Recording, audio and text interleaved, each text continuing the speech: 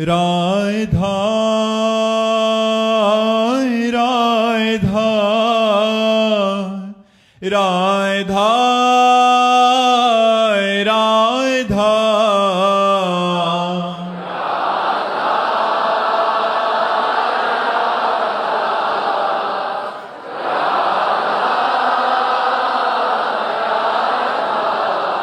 हाय राधा राधा राधा राधा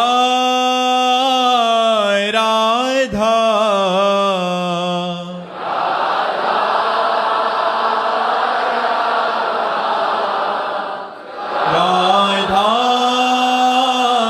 राधा श्री राधा वल्लभ लाल की, समस्त संत हरि भक्तन की, श्री वृंदावन धाम की, सद्गुरुदेव भगवान की। चारुल जी रोहतक से। महाराज जी, सही समय कब होता है? सब कहते हैं जब सही समय आएगा तब सब ठीक हो जाएगा, लेकिन हमें कैसे पता चलेगा कि अब सही समय आने वाला? हमारा तो हर समय सही है।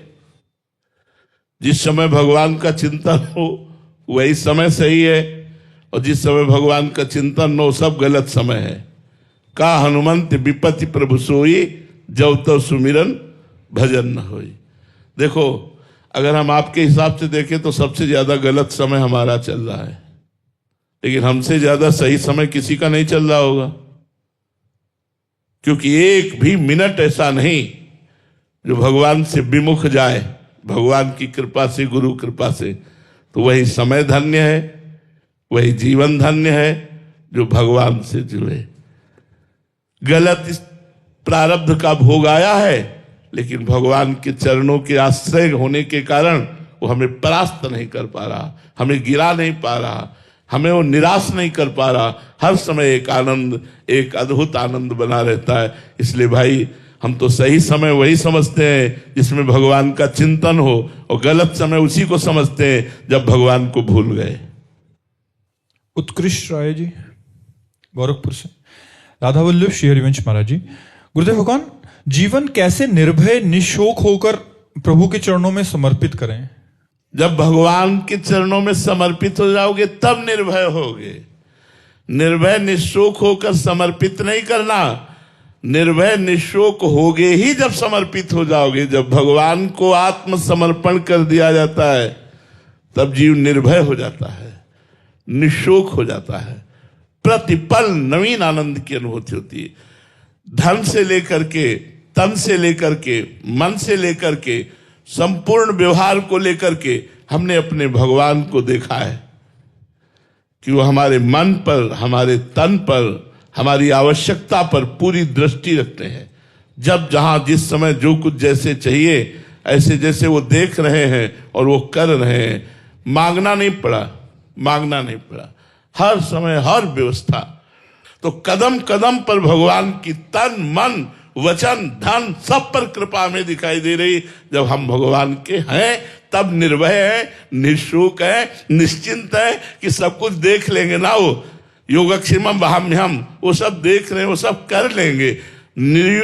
निर्योगक्षेमम, ये स्थिति हमारी तभी आएगी कि हमें भगवान से भी योगक्षेम की परवाह न रह जाए, जब भगवान से प्रेम हो जाएगा। महाराज जी, आप कोई कह सकता है कि आपके हृदय में आया और कहते हैं आपने मांगा नहीं और फिर भी आ गया तो प्रभु देख रहे हैं। यहां मांगने पे भी नहीं मिल रहा महाराज जी, ऐसा क्यों? क्योंकि दो बातें हैं, हमने सत्संग में चर्चा की है। एक तो दुकान वाला संबंध, जिसमें जितने पैसे हैं उतने ही माल मिलेगा, और एक घर वाला संबंध। घर वाला जाएगा, बोला आधा किलो जरा घी का टीन उठाइए, तो वो पूछेगा नहीं, दे देगा। घर वाला आधा किलो घी उठा देते हैं, लेकिन आपके आधा किलो घी निकालिए तो पैसा निकालिए। तो पहली बात, आप भगवान के घर के हो, आपने अपना संबंध भगवान से माना है नहीं, तो फिर नहीं मिलेगा। दूसरी बात, आपके पास इतना तप है, भजन है, साधन है, अनुष्ठान है, तो मांगिए, आपकी बात पूरी होगी। न तप है न भजन, करो बेविचार, पियो शराब, खाओ मांस, करो मनमानी आचरण, और कहो भगवान तुम्हें लड्डू का भोग लगा देंगे, तो भगवान भूखो नहीं मर रहे। ऐसे कामनाओं की पूर्ति नहीं होती। तपस्या, भजन, अनुष्ठान, साधना या तो ये हो, और या तो सीधे हे नाथ मैं आपका हूं, हे नाथ मैं आपका हूं। भगवान की शरण, भगवान का घर जाया नौकर बन जाओ, खूब माल लूटो, खूब आनंदित हो जाओ। दो ही पद्धतियां हैं, या तो साधना और या तो साध्य में समर्पण। दोनों नहीं है तो फिर कामना की पूर्ति नहीं होगी। महाराज जी आपके पास तो दोनों है, तो कटता किससे है? हम तो घर वाले हैं, हमारा तो कुछ है ही नहीं। भजन से है ही नहीं ना, है ही नहीं। मैं भजन नहीं कर रहा, वो भजन करा रहे हैं। मैं साधन नहीं कर रहा, वो साधन करवा रहे हैं। घर वाले नौकर को पेमेंट थोड़ी मिलती है। घर वाले नौकर, घर वाला घर का पर्सनल नौकर हो, उसको पेमेंट नहीं मिलती, पर उसके सारे खर्चे मालिक स्वयं देखता है। तो हम पर्सनल नौकर हैं, घर वाले नौकर हैं, हम पेमेंट वाले नहीं है। इसलिए हमारी फीस नहीं कटती, हमारा सब चलता है। भगवान के आश्रित हो जाए, बड़े मजे है यार। तुम्हें बिल्कुल सरल भाषा में कहते, भगवान के आश्रित हो जा। एक टेबलेट का पैसा नहीं था खरीदने का। इसी वृंदावन में कई कई दिन भूखे रहकर की कुटिया में गुजारा। जब मालिक की नजर हो गई, आज आवश्यकता है, औषधि व्यवस्था सब मारी घूम रही। किसके बल से? भगवान के बल से। अगर भगवान का बल न हो तो वही जैसे गोस्वामी तुलसीदास जी कहते, जब मैं दूसरे के दरवाजे पर खड़ा होता तो कहते अभागा बालक है, जन्म लेते ही मां को मार दिया, दासी ने सेवा की वो भी मां, इसको हटाओ। आज जब मैं राम का हो गया तो बादशाह ताज उतार के रखता है। तो वही बात हमने अपने जीवन में देखी। जब तक साधना का अहंकार रहा तो ठोकरे खाता रहा, और जब भगवान की शरण में हो गया तो माला माल हो गया। लोग पर लोग सब आनंद ही आनंद हो गया। आप भी आनंदित हो जाइए, यही सिखाने के लिए हम बोल रहे। भगवान की शरण में हो जाइए, भगवान की शरण में बहुत आनंद रहेगा। भगवान परमानंद स्वरूप है। भगवान ने संपूर्ण सृष्टि किसी के सहयोग से नहीं बनाई, एक संकल्प से संपूर्ण ब्रह्मांडों की रचना कर दी। वो भगवान प्रसन्न हो जाए तो क्या मेरी छोटी छोटी कामनाएं नहीं पूरी कर सकते? क्या चाहिए आपको? क्या चाहिए? सब व्यवस्था भगवान कर देते हैं। आप शरण होके तो देखिए, आप भगवान की शरण होके देखिए, भगवान सब व्यवस्था कर देते। महाराज जी आपने लंबे समय साधना किया है, क्या ये उसका परिणाम है ये स्थिति आना, या हम बात मान लें आपकी आज से ही वहीं? नहीं, ये किडनी फेल का परिणाम है। अगर हमारी किडनी फेल ना होती तो शरणागति हमारी पुष्ट ना होती। 6 घंटे पद्मासन में बैठकर प्राणायाम के द्वारा अपने मन को वश में करके परमात्मा में लगाना, ये हम सीखा था। भगवान बड़े कृपालु हैं, कृपा करेंगे, मेरा कल्याण कर देंगे। कहीं एक भी रेखा नहीं थी, केवल साधना पक्ष पर जोर था। मेरे बाल ब्रह्मचारी, कहीं भी मेरी त्रुटि नहीं होनी चाहिए। ये साधन, ये साधन, ये साधन, कृपा शब्द था ही नहीं। और जब किडनी फेल हुई तब होश ठिकाने आए। वो अहंकार साधना का मिट्टी में मिल गया कि अब क्या करेंगे, अब तो किसी काबिल नहीं रहे। तब जैसे गजेंद्र ने फूल लेकर पुकारा ना हरि, जैसे द्रौपदी ने हाथ उठा के कहा गोविंद, ऐसे ही प्रेमानंद ने हाथ उठा कर लाडली जू देख लो, अब तो किसी काम का नहीं रह गया। तो लाडली जू का सारा प्रताप है, हमारी साधना का नहीं है। वर्षा तंवर जी, राधे राधे। महाराज जी, गुरुदेव आपके श्रीमुख से बहुत बार सुना है कि नहीं खान पान ते भावे है, नहीं कोमल वचन सुहावे है, सब विषय लगे ते खारा है, हरि आशिक का मग न्यारा है।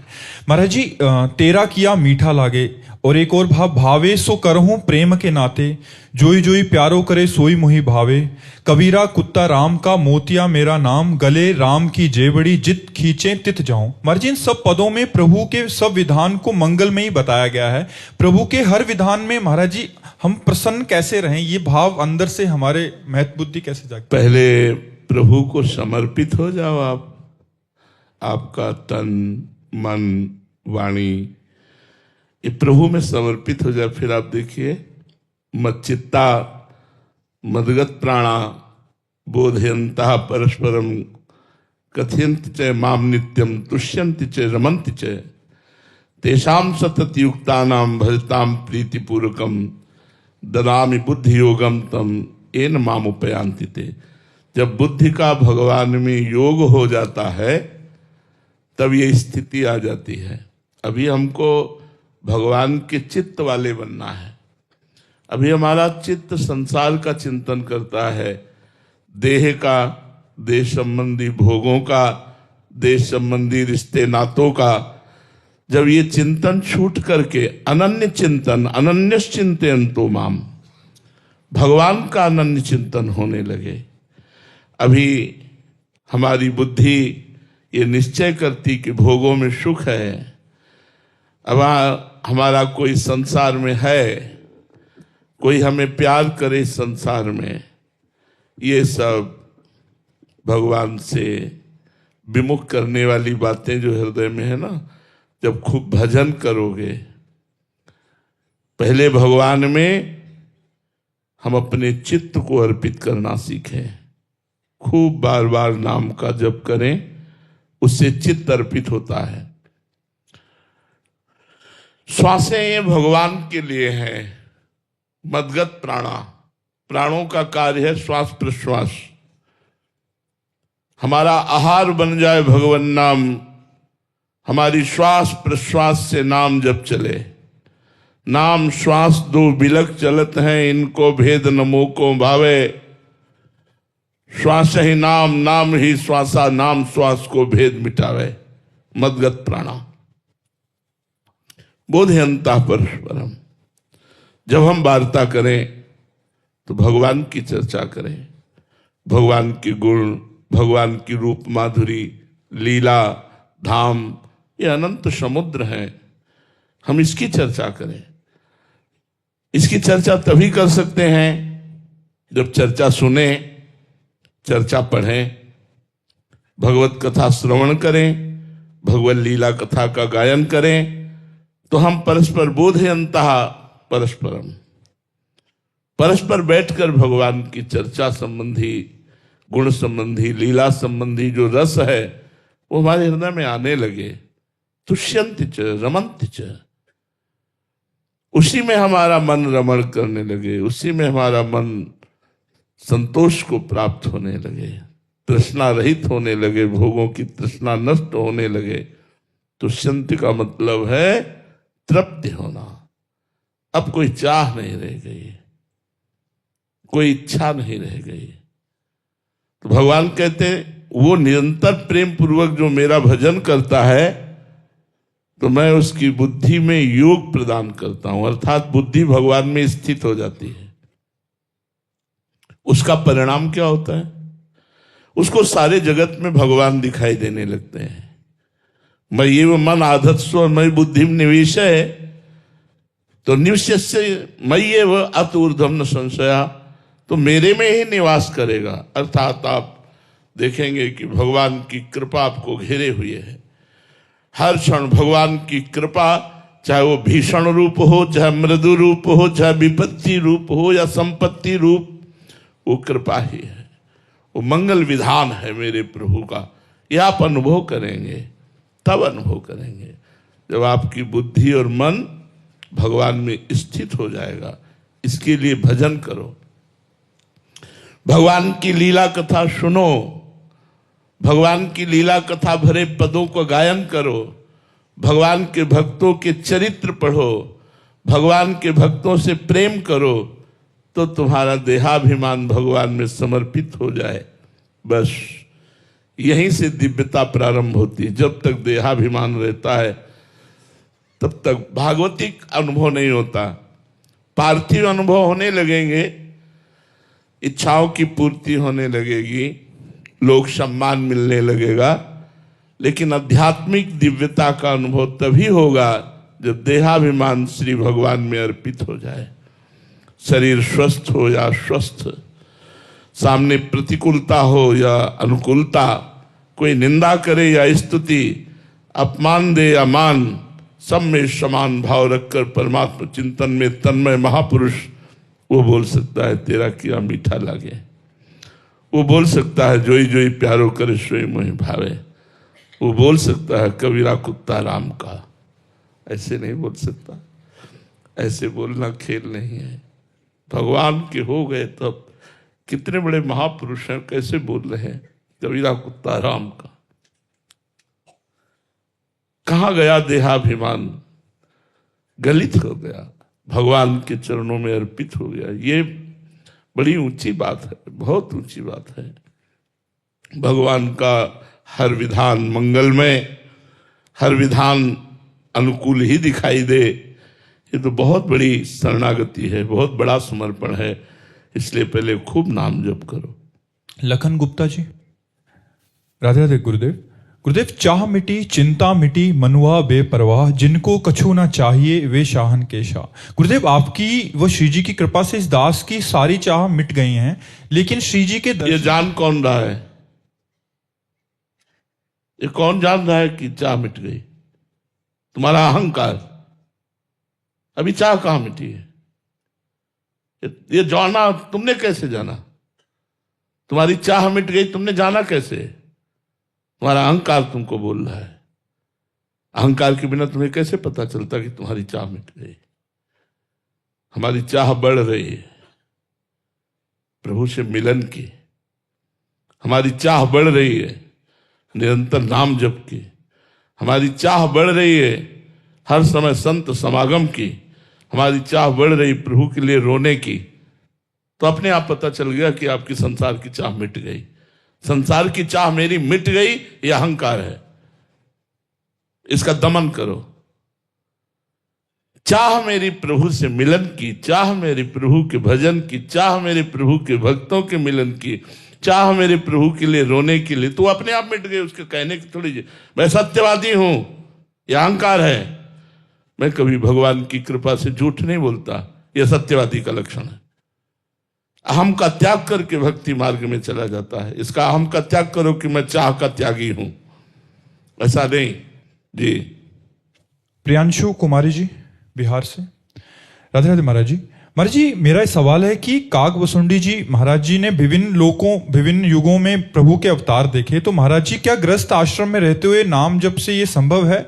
क्या मैं ऐसे युग में जन्म मिल सकता है मुझे जहां प्रभु के अवतार हों और मैं उन्हें पहचान सकूं? महाराज जी जी, भजन से क्या नहीं हो सकता। काकभुसुंडी जी भी तो एक साधारण जीव ही थे, भजन के प्रभाव से असाधारण गति प्राप्त की।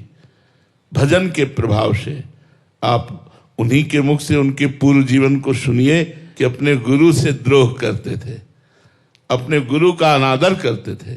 गुरु जब हरि चर्चा करते तो उनको बुरा लगता था। भगवान शंकर की प्रीता के कारण गुरु पधारे तो उठकर भी नहीं खड़े हुए, तभी तो भगवान शंकर ने साप दे दिया था।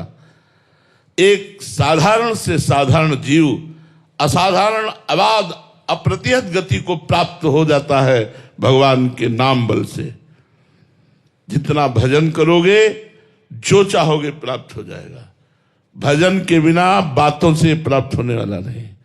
पहले काल के प्रवाह से मुक्त हो, काल पर विजय प्राप्त करो, फिर जाकर बात बनेगी। काल समय, सर्दी, गर्मी, बरसात, ठंडी, अपमान, दुख, सुख, ये सब, इस पर विजय प्राप्त करो। कालातीत समुझ जाए शरण ते डरत ना काल डर, दियो दान तिन भय द्वंद्व दुख सब घटे, नित नित नव नव प्रेम कर्म बंधन कटे। ये स्थिति भजन, बिना भजन के आज बातें बहुत हैं, भजन बहुत कम है। 4 घंटे 6 घंटे एक ही नाम में मन को लगाना निरंतर चल रहा है, फिर बातें करो तो अच्छा लगेगा, फिर देखो तो अध्यात्म की उन्नति। बिना भजन के कुछ नहीं प्यारे, कुछ नहीं, चाहे 18 पुराण कंठस्थ कर लो, भजन के बिना गति नहीं।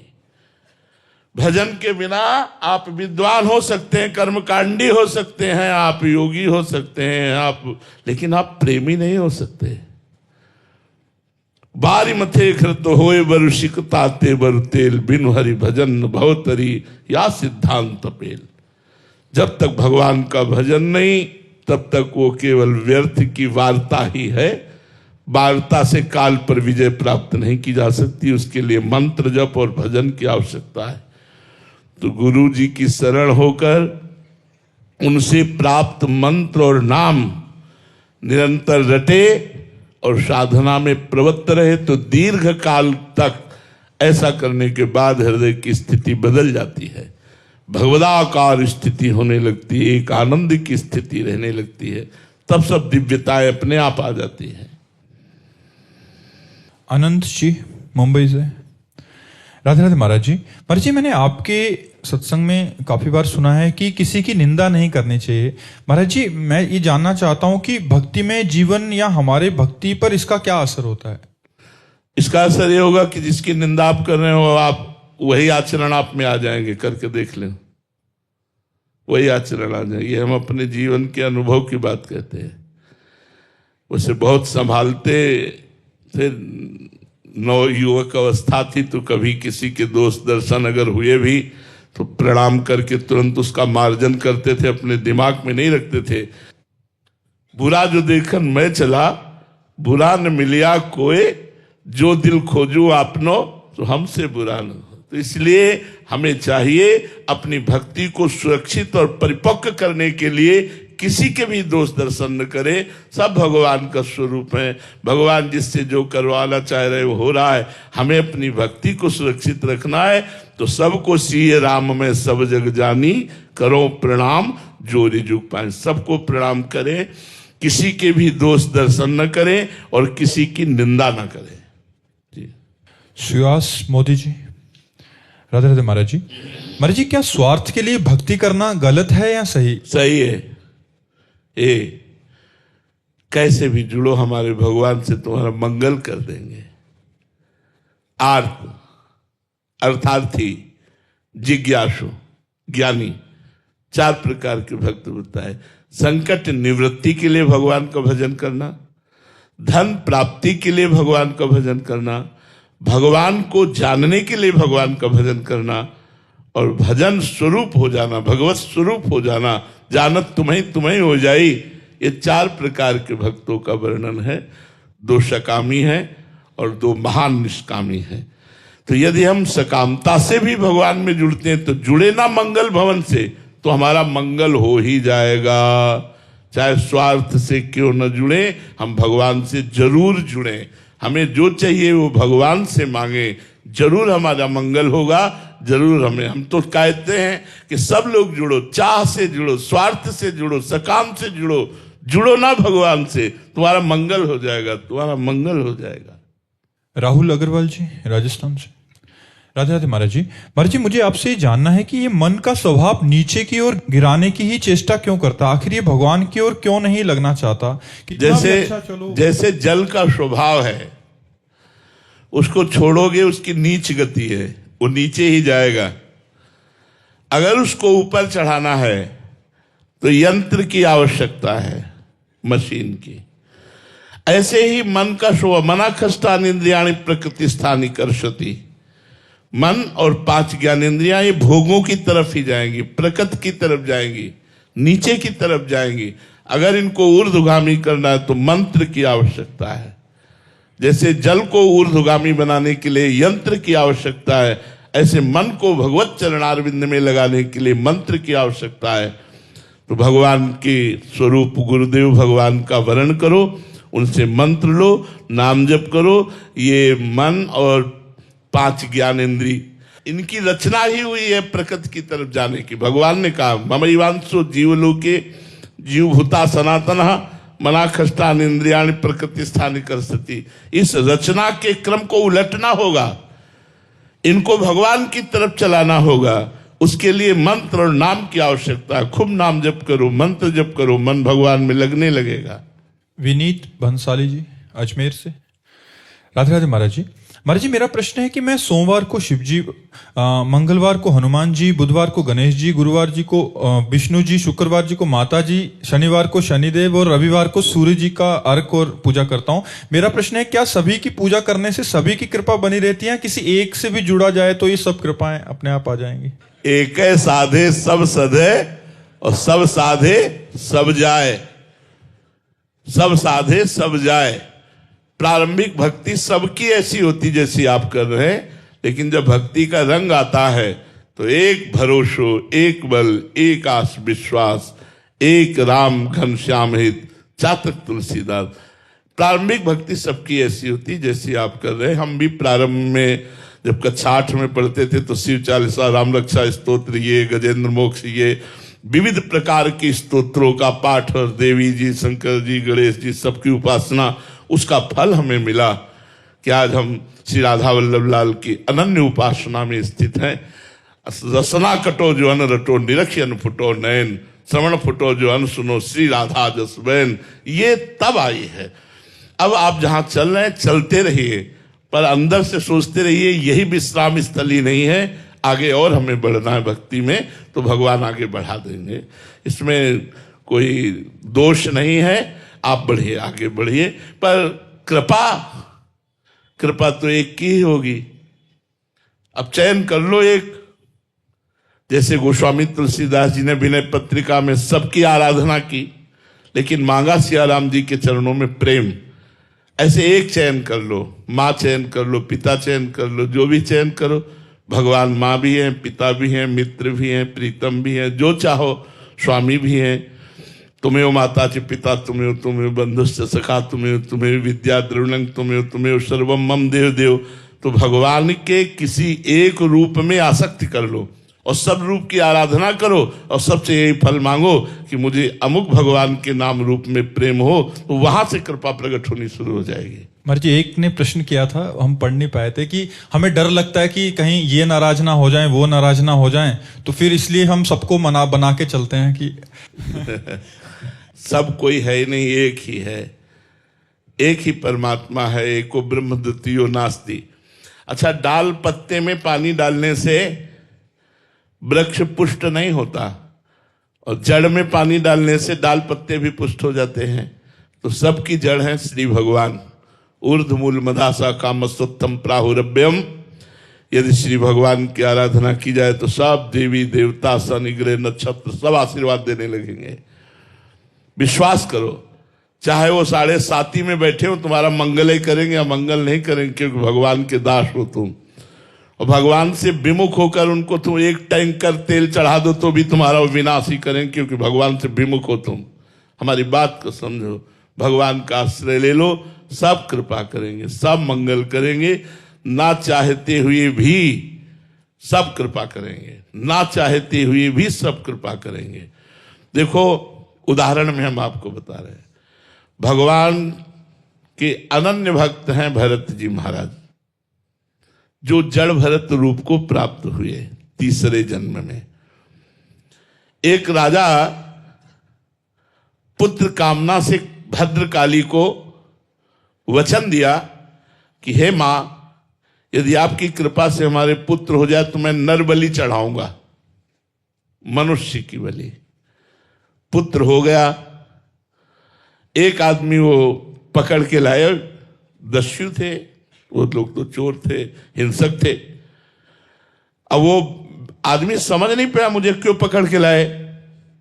अब उसको अच्छी अच्छी खान पदार्थ सामग्रियों में छोड़ दिया गया, जो तुम्हारा मन हो खाओ। तो एक जगह गरम जलेबी खा रहा था, तो जलेबी जो खवा रहा था उसने कहा खा लो, कुछ मिनट बाद तलवार चलेगी तेरे गले पे। तो उसने कहा ऐसा, वो धीरे से बहाने से निकल गया। उसको पता नहीं था कि मेरी मृत्यु होने वाली, लेकिन जब पता चला तो भाग गया। जब वो भाग गया तो जो लोग पकड़ के लाए थे उन लोगों ने कहा अगर ये राजा को सूचना देते हैं तो हमारी बलि चढ़ा देगा, तो खोजा जाए कोई नर पशु ऐसा जो बलि के योग्य हो। तो महाराज ये ब्रह्माकार बैठे हुए थे जड़ भरत जी, भगवान में निरंतर चिंतन और स्वस्थ शरीर, इन्हीं को पकड़ लिया, ले गए, स्नान कराया, सुंदर पूजन किया, खीर पुआ माल सब अच्छे अच्छे पवाए, और भद्रकाली के सामने जाकर ऐसे सर झुकाकर जे ही तलवार उठाई तो फट गई भद्रकाली की मूर्ति, और स्वयं भद्रकाली प्रकट होकर वही तलवार लेकर अपने सेवकों की गर्दनें उड़ा दी। सीम की चाप सके को तासु, बड़ रखवार रमापति जासु। भगवान के भक्त की गर्दन उड़ा दे। भागवत में पढ़ के देख लो प्रसंग, अपने ही पुजारियों की गर्दनें उड़ा दी देवी जी ने, और भरत जी उठे चल दिए, भगवान के चिंतन में मग्न है। उनको पूड़ी हलवा खवाने में और तलवार चलवाने में कोई उनको फर्क नहीं था। देवी जी ने रक्षा कर ली, कोई धन्यवाद नहीं, कोई नमस्कार नहीं। अपनी यह अद्भुत स्थिति, भगवान में तन्मय महापुरुष की स्थिति। तो जो भगवान का दास है उसका कोई बाल बांका नहीं कर सकता। भगवान देवी रूप में है, स्वयं प्रकट होकर के, और अपने पुजारियों की गर्दनें उड़ा दी, लेकिन भरत जी के खरोच भी नहीं आने दी। भागवत में प्रसंग पढ़ लो, भरत चरित्र में। तो इसलिए हमें लगता है श्री भगवान की आराधना करने से सब प्रसन्न हो जाते हैं। वैसे भी जा पर कृपा राम की हुई, ता पर कृपा करे सब कोई, सब प्रसन्न हो जाते हैं।